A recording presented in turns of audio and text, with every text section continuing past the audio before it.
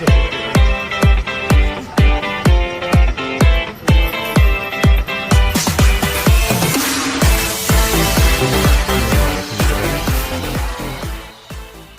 आ गए हम अपने शॉप पे।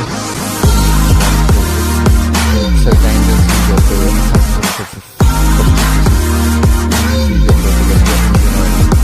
थोड़ा सा था सर हमारे पास आए, इंजन वर्क करने को लगे, इंजन ऑयल नहीं है। फिर हमने इंजन ऑयल खोली तो सर्विस करते समय हमने इंजन चेक किया दोबारा। सर बहुत दूसरा है मेरे पास, इंजन में धूल ही बहुत ज़्यादा थी, फिर इंजन साफ किया। अब हो गया स्कूटी की सर्विस, अब चले इसकी वॉशिंग कराने हम।